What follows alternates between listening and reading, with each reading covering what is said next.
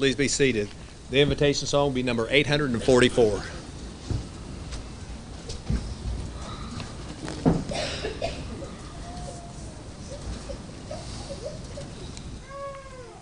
Well, it is good to see each and every one of you this morning, and it's good to have Sweetie Pie with us.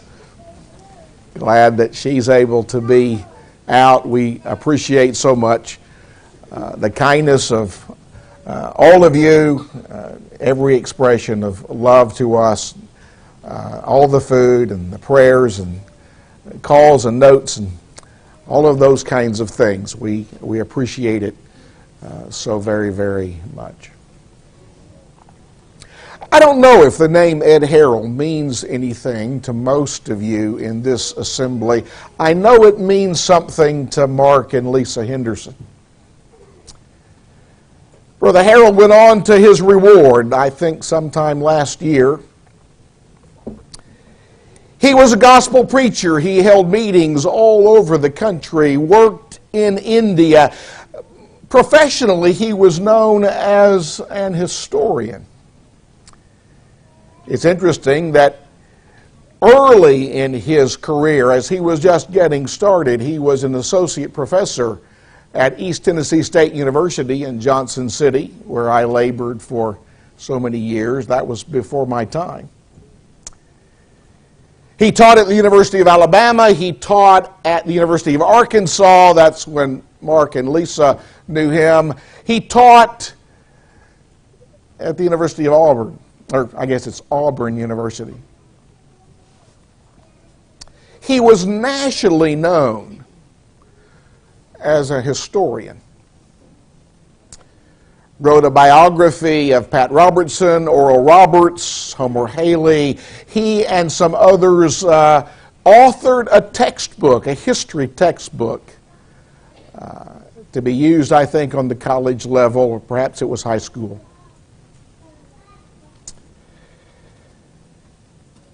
Many years ago, Brother Harrell said, "I can think of no other point at which our society more seriously challenges biblical norms than on marriage." He could speak to that not just as an historian, but as a gospel preacher. We all understand that we live in a day and age when God's law on marriage is ignored, neglected, ridiculed, and rejected by so many in our society today.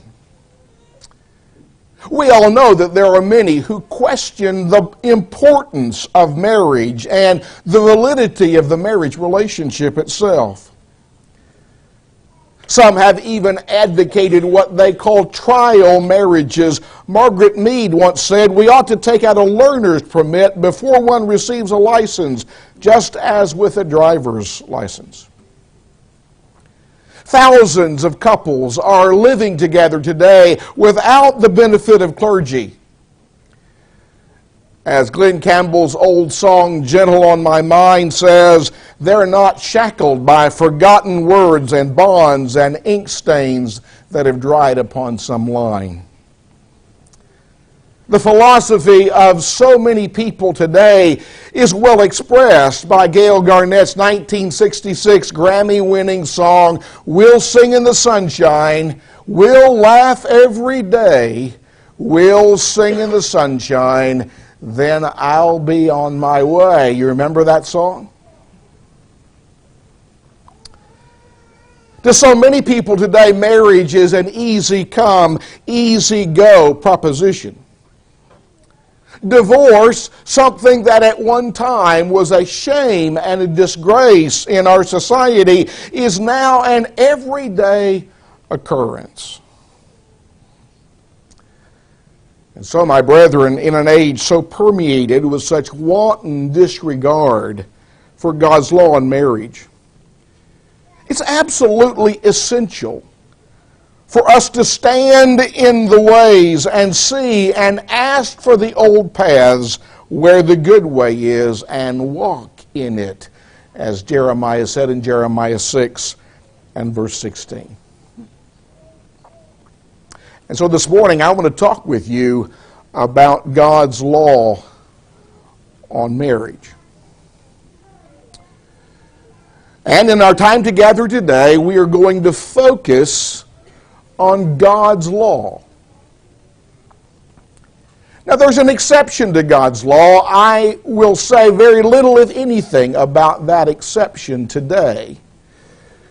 We'll look at that part of God's teaching next Sunday morning, Lord willing. But today, I want to help you focus on God's law on marriage.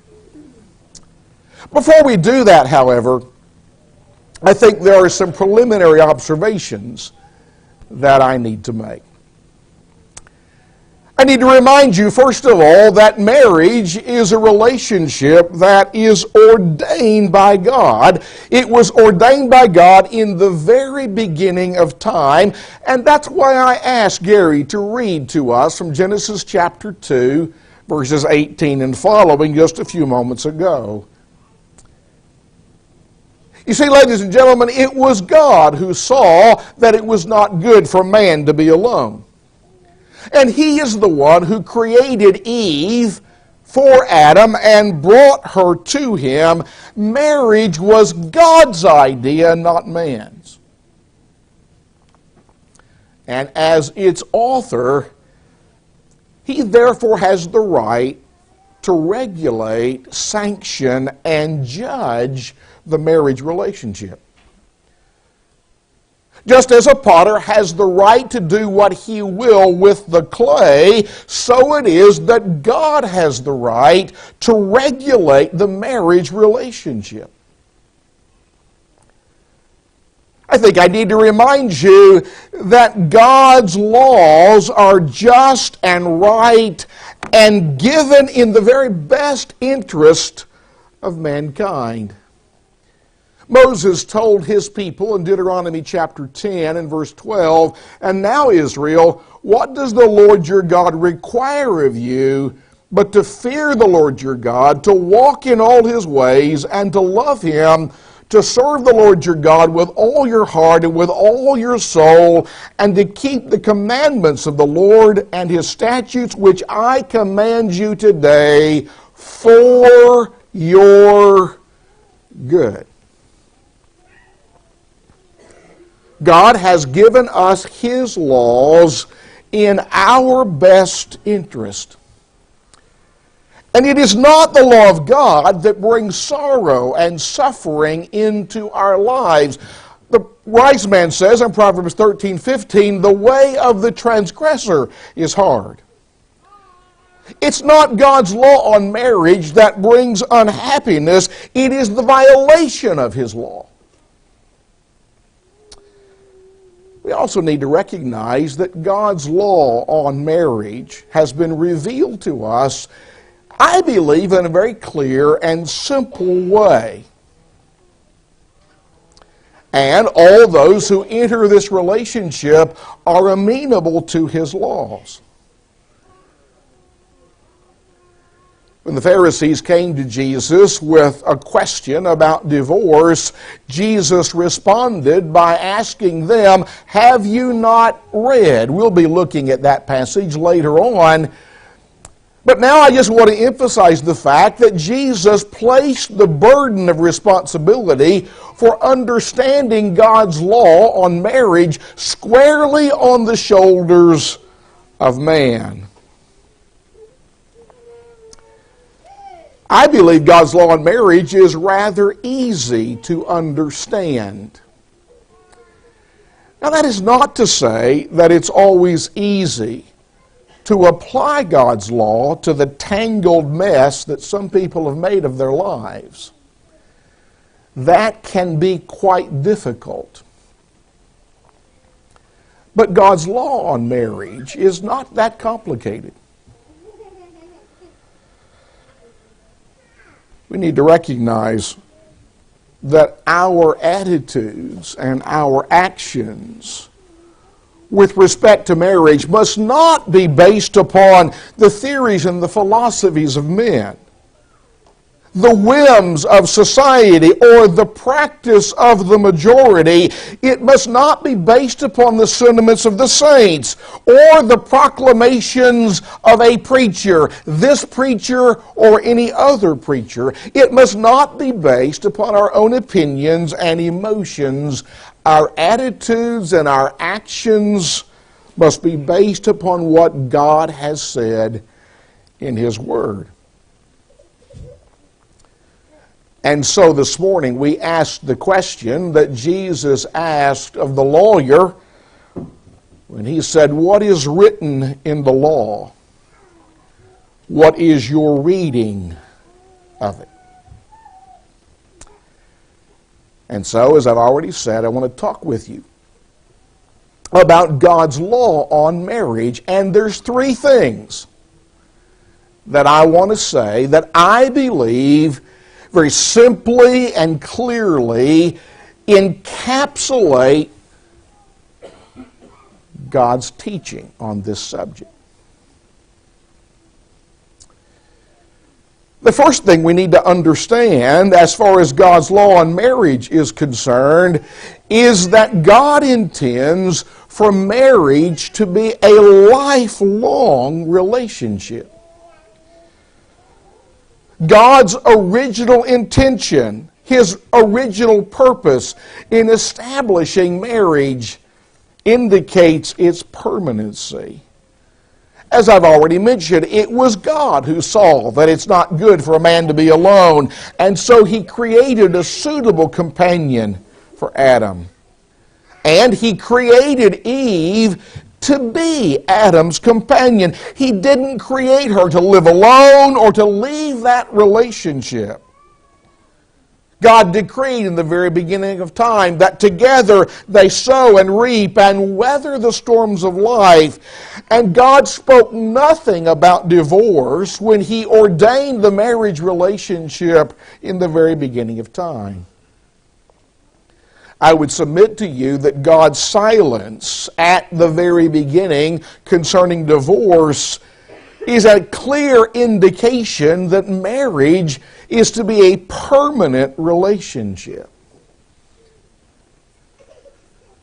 May I submit to you that in the second place, the process involved in establishing the marriage relationship indicates its permanency. God told Adam, "Therefore a man shall leave his father and mother and be joined to his wife, and they shall become one flesh." When two people marry, they are to leave father and mother.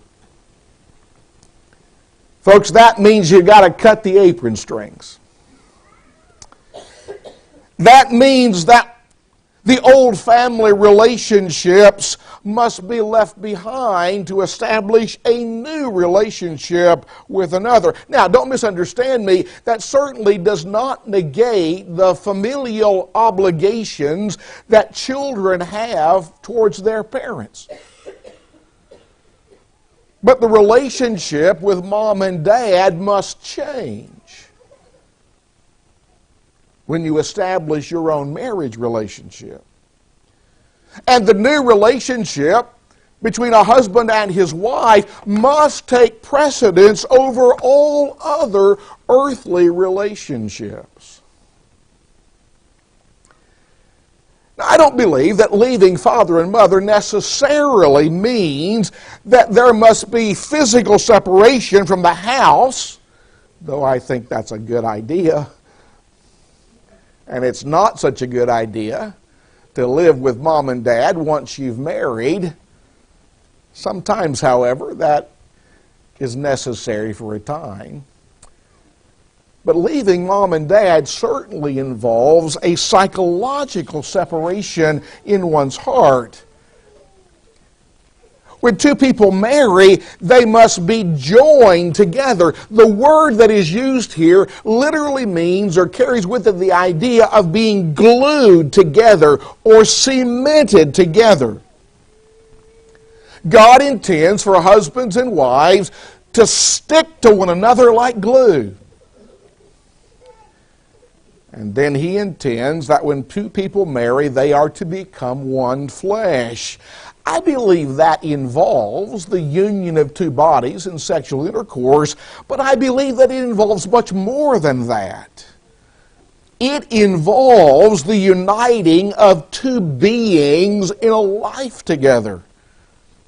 I believe C.G. Scorer was correct when he said, nothing can happen to one without the other being influenced, no matter what the impact happens to be. What they hear and see and touch, they share. They are united in their joys and disappointments, their patience and their pain, or whatever the world brings them.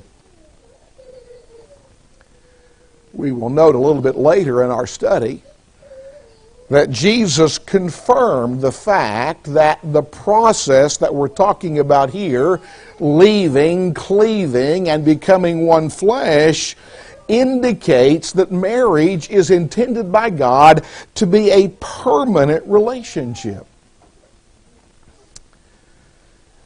And then may I remind you that the pronouncements of the Apostle Paul prove that marriage is to be a permanent relationship.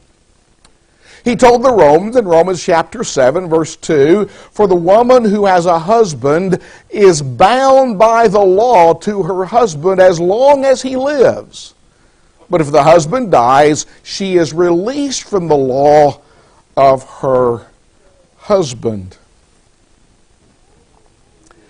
Now think about what Paul tells us here. Does he say that a woman is bound to her husband as long as they continue to love one another? As long as there are no irreconcilable differences that arise between them? As long as they remain married to one another? As long as he doesn't marry somebody else? Or does Paul say that a wife is bound to her husband as long as he lives? It's important for us to recognize that in Romans chapter 7, the Apostle Paul talks about two elements of the marriage relationship that are oftentimes, I believe, confused. But Paul makes a distinction between the marriage and the bond. When two people marry, they exchange vows to one another and they establish a marriage relationship. But Paul tells us that there's more to this than just the establishment of this marriage relationship. When they exchange these vows, they are bound by God's law to one another. And God's law will involve certain constraints. There are things that husbands and wives are obligated to do for one another. And God's law involves restraints. A husband and a wife are to have no other sexual partners beside the mate. Paul says something very similar in 1 Corinthians chapter 7 and verse 39 when he says, a wife is bound by law as long as her husband lives. But if her husband dies, she is at liberty to be married to whom she wishes, only in the Lord.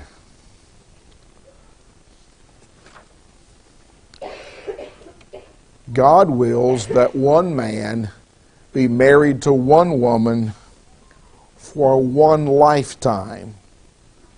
Marriage is a till death do us part relationship. That is God's law. But then secondly, God's law teaches that divorce is sinful. I've already mentioned the fact that God said absolutely nothing about divorce in the very beginning of time when He instituted the marriage relationship. Divorce is sinful. Notice the writings of Malachi in Malachi chapter 2, verses 13 and following. And this is the second thing you do. You cover the altar of the Lord with tears, with weeping and crying, so He does not regard the offering anymore, nor receive it with goodwill from your hands. Yet you say, for what reason? Because the Lord has been witness between you and the wife of your youth, with whom you have dealt treacherously, yet she is your companion and your wife by covenant. But did He not make them one, having a remnant of the Spirit? And why one? He seeks godly offspring. Therefore take heed to your spirit, and let none deal treacherously with the wife of his youth. For the Lord God of Israel says that He hates divorce, for it covers one's garment with violence, says the Lord of hosts. Therefore take heed to your spirit, that you do not deal treacherously. Now, I think I need to mention that Malachi chapter 2, verse 16 is a very difficult text to translate.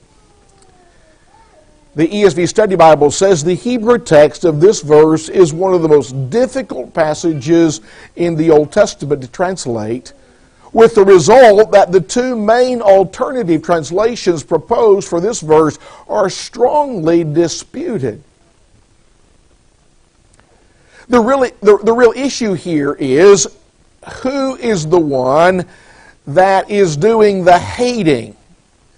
Several of our English translations believe that it is God who hates divorce. And you can see how they translate the passage. For I hate putting away, for I hate divorce, for I hate sending away. He hateth putting away. He hates divorce. But if you're reading from a different translation, it may indicate that the one doing the hating in the passage is not God, but rather the husband. The Christian Standard Bible reads, if he hates and divorces his wife. The ESV reads, for the man who does not love his wife, but divorces her. The NIV reads, the man who hates and divorces his wife. Well, that's just kind of a knotty problem. But there are some things that I think we can know for sure that this passage teaches. It teaches, first of all, that marriage is a sacred covenant between a husband and a wife, and that divorce is a treacherous act. And we must not act treacherously. And depending on how the verse is translated, God hates divorce. There is a question about that part of the passage. We can know from this passage that divorce is considered by God to be a violent act, and that divorce is something that makes worship unacceptable. Now turn in your Bibles, or notice the chart before you, that Jesus condemned divorce. In Matthew chapter 19, verses 3 and following, the Pharisees come to Jesus with a question. They ask, is it lawful for a man to divorce his wife for just any reason? And Jesus answers that question by saying, have you not read that He who made them at the beginning made them male and female, and said, for this reason a man shall leave his father and mother and be joined to his wife, and the two shall become one flesh. So then they are no longer two, but one flesh. Therefore what God has joined together, let not man separate. Notice that Jesus takes the Pharisees back to the very beginning. Genesis chapter 1, verse 26 and 27. Genesis chapter 2, verse 24. He reiterates what God said then that a man's to leave his father and mother, be joined, glued, or cemented to his wife, and the two are to become one flesh. And then Jesus gives his conclusion in verse 6. So then they are no longer two, but one flesh. Therefore what God has joined together, let not man separate.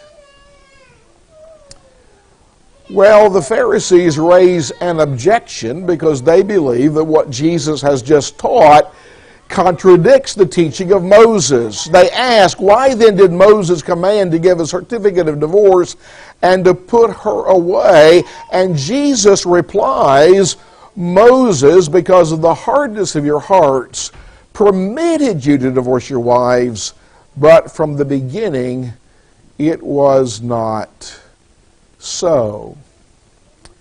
So the Pharisees come to Jesus with the question, is it lawful to divorce for just any reason? Jesus responds, what God has joined together, let not man separate. And then later on, he will offer an exception that we'll talk about next week. The Pharisees want to know about divorce for any reason. What's Jesus' answer? Can you divorce your mate for any reason? What does Jesus say? He says no. And then he offers one reason in verse 9. When the Pharisees raised this objection based upon the teaching of Moses, I think it's an indication that they did not understand Moses' teaching. I want you to notice how Deuteronomy 24 is translated in the New International Version.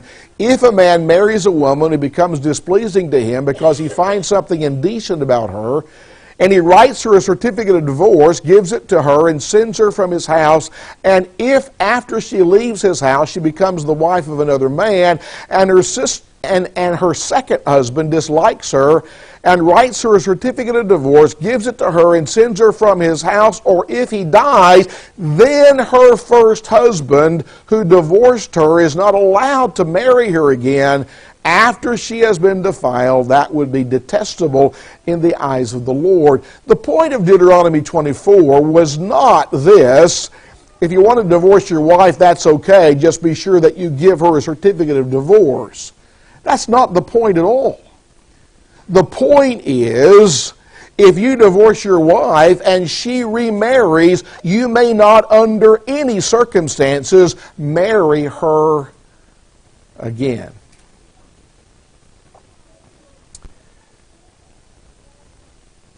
Notice, although Jesus teaches that under Moses divorce was allowed or tolerated, he said from the beginning it was not so.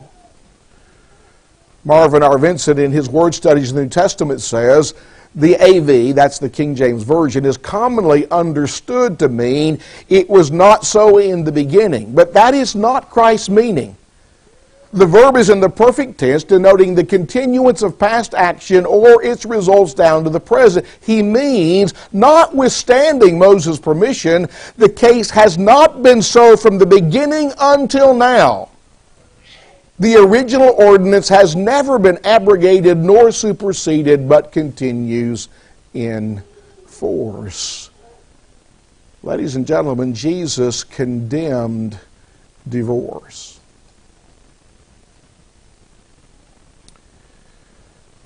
And the Apostle Paul tells us in 1 Corinthians 7, verse 10 and following, now to the married I command, yet not I, but the Lord, a wife is not to depart from her husband. I have indicated on the chart that the first part of verse 11 is a parenthesis.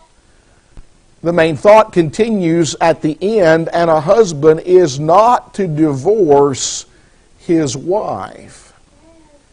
Now, when Paul says a wife is not to depart from her husband, he's talking about divorce. It's the same word that Jesus used in Matthew 19:6 when he says, what God has joined together, let not man put asunder. And notice that if a wife departs, she is unmarried. So we're not talking about her leaving to visit mama. We're not talking about her leaving because she just gets upset. We're not talking about what's sometimes called a legal separation. This passage is talking about divorce, and Paul says to the wife, don't do it. And he uses a synonym and tells the husband not to divorce his wife as well. And so, in this passage, Paul forbids divorce. Well, some, based upon what Paul says in the parenthetical part of that passage, they believe that Paul permits divorce. Because he says, if she does depart, let her remain unmarried or else be reconciled to her husband. I would suggest to you that if Paul permits divorce here, then he contradicts the teaching of Malachi, who describes divorce as a treacherous act. He contradicts the teaching of Jesus, who says, whatever God has joined together, let not man separate. And he contradicts himself. Because in this very passage, he tells the wife not to depart. He tells the husband not to divorce his mate. What we have in that parenthetical part of the passage is contingency legislation. Now let me explain what I mean by that. On the left side of the chart, we have the passage that we're looking at. Now I want you to compare that with 1 John chapter 2, verse 1. My little children, these things I write to you so that you may not sin. And if anyone sins, we have an advocate with the Father, Jesus Christ the righteous. Now in 1 John 2, when he says, I'm writing to you that you might not sin, but if you do sin, we've got an advocate, is John implying that it's okay to sin? No, he's not. He's giving additional information if we don't listen to John. Neither of these passages is permissive. Both passages give additional information in the event of disobedience. Paul is not saying to the wife, it's okay, don't depart, but if you do, it's okay as long as you don't remarry. He's saying don't divorce, but if you do, don't make matters worse by marrying somebody else.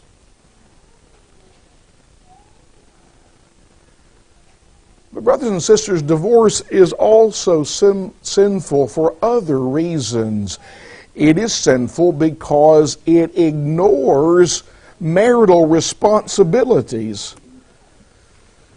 Husbands and wives have responsibilities to one another. The husband is to love his wife, dwell with her according to knowledge, provide for her, satisfy her sexual needs. The wife is to love her husband, submit to him, rule the household, satisfy his needs.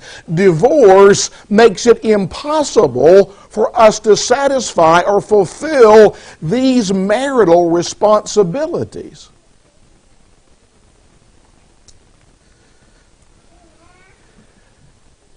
And then in the second place, divorce makes one a covenant breaker.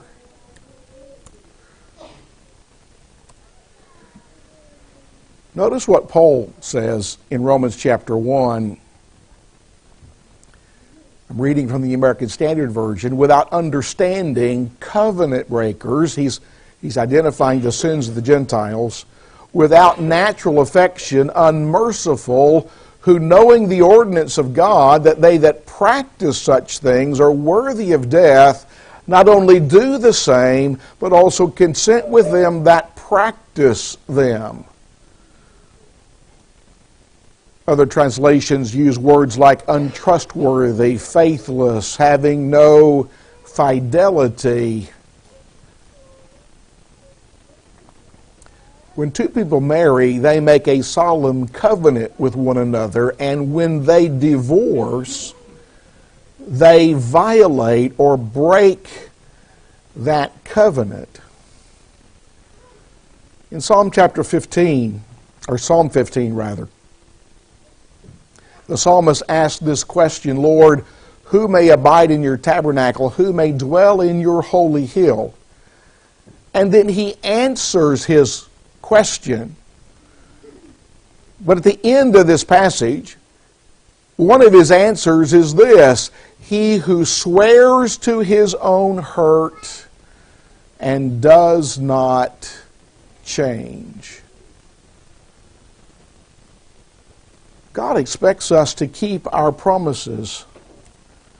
He expects us to carry out our vows. Divorce is also sinful because it casts a stumbling block.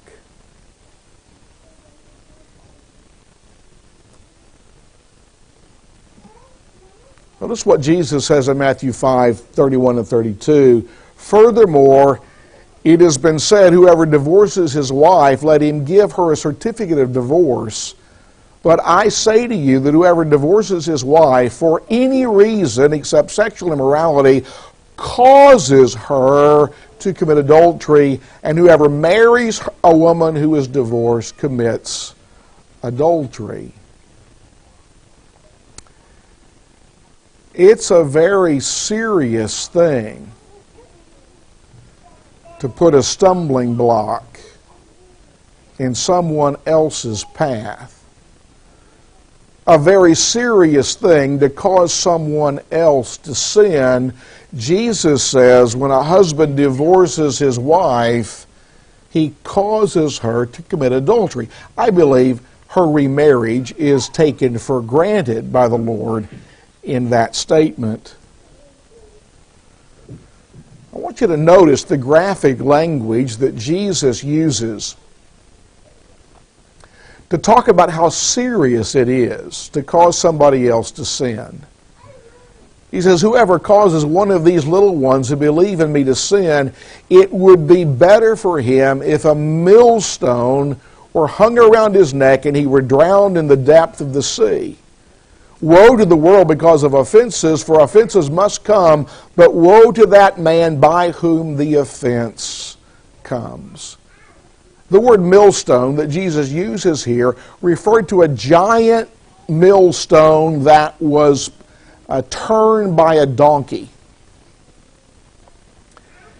Jesus said it would be better for you to have a giant millstone that it would take a donkey to turn, and for you to be cast into the depth of the sea. The Israelites were landlubbers. They weren't seafaring people. They feared the sea. Jesus says it would be better for you to experience that kind of death than to cause another person to sin. Well, the third thing that God's law teaches is that remarriage is adultery following divorce.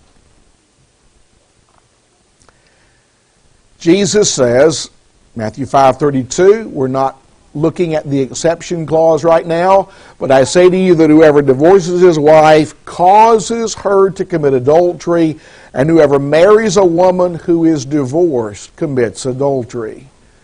Matthew 19, verse 9, and I say to you, whoever divorces his wife and marries another commits adultery, and whoever marries her who is divorced commits adultery.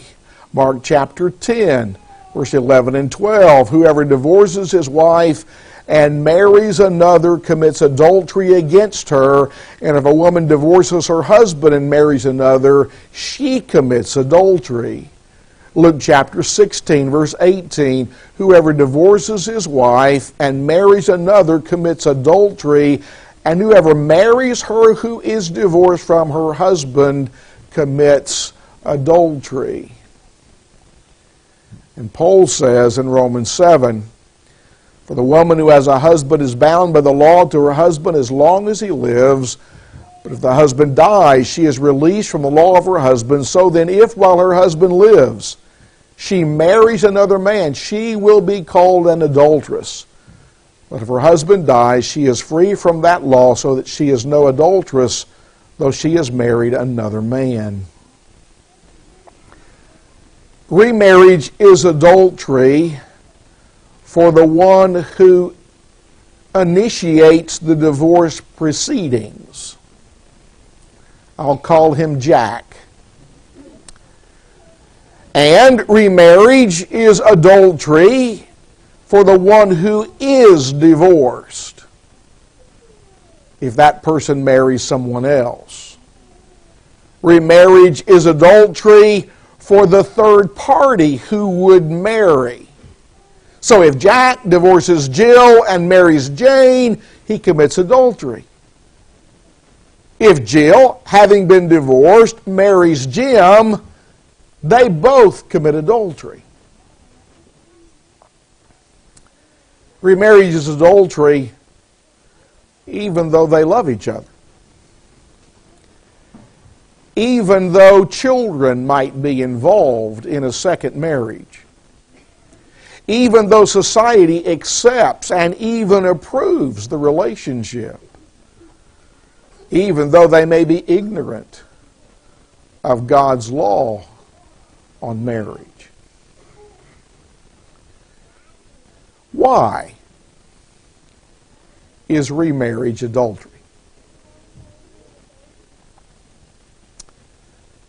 Well, we've already noted that when Jack and Jill marry in keeping with God's teaching, they are bound by God's law to one another.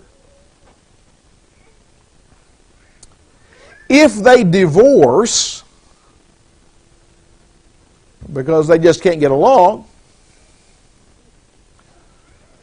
and then Jim comes along and Jill marries Jim, Paul says in Romans 7 that she's an adulteress. Well, why is this second relationship adultery? Well, it's because Jack and Jill are still bound to one another by God's law.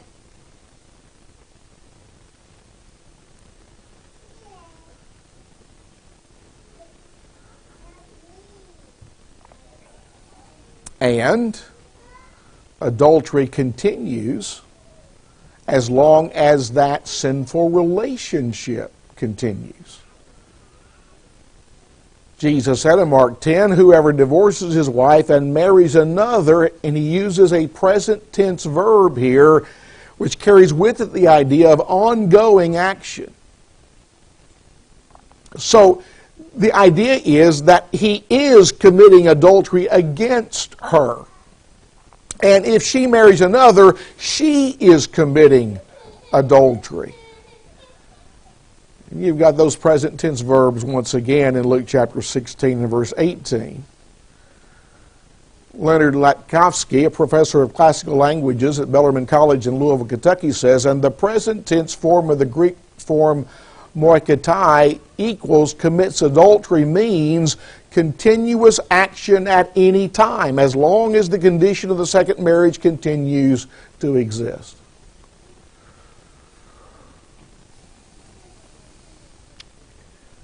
Once again, why is remarriage adultery? Because when two people marry with God's approval, He binds them to one another. If they divorce, and then Jack marries Jane, and Jim comes along, and Jill marries Jim, they both commit adultery. Why? Because they're still bound to one another by God's law.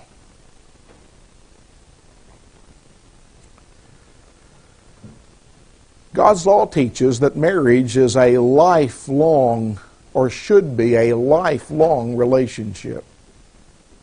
Divorce is sinful. Remarriage is adultery. That's God's law. Now, there's an exception, and we haven't talked about the exception. We'll do that, Lord willing, next Sunday. But I have presented this lesson as I have to emphasize God's law on marriage. I think sometimes we have focused so much on the exception that we have forgotten the law. Once again, marriage is to be lifelong. Divorce is sinful.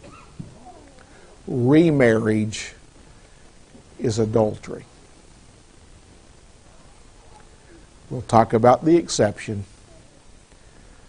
But let's not forget about God's law. Thank you for your very kind attention. We need to understand God's law on marriage, not just so that our marriage relationships will be pleasing, but so that we can help others understand God's will as well. We're going to stand and sing our invitation hymn. If we can help anyone this morning establish a relationship with Christ or reestablish that relationship, we would be honored to assist you in any way that we can. You can respond now as we stand and we sing. Hear the sweet voice of Jesus.